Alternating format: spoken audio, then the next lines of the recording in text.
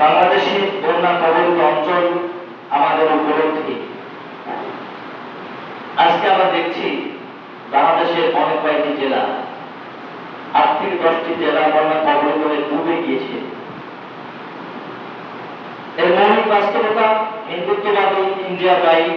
তার সময় পরিক্রমায় আমাদের যখন পানির প্রয়োজন হয় তারা দায়ী না, যখন পানি আমাদের প্রয়োজন নেই তখন ছেড়ে দিয়ে আমাদেরকে দুঃখ দুর্দশায় পতিত করে দিয়ে তারা আমাদেরকে কষ্টে নিবেদিত করে দেয়। এটা তাদের গভীর চক্রান্তের ফসল।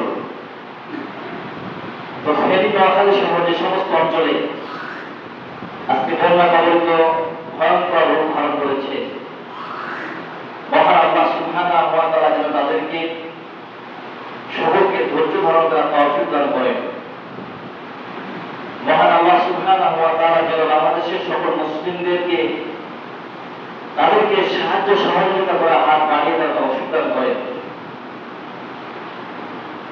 এবং তাদের যে আজকে মিডিয়ার মাধ্যমে আমরা জানতে পারছি যে চরম দুর্দশাগ্রস্ত অবস্থা, এটা দেখে আমাদের উপলব্ধি হওয়া প্রয়োজন এবং সে সমস্ত ভাইদেরকে যেন নিরাপত্তার সাথে আল্লাহ সুবহানাহু ওয়া তাআলা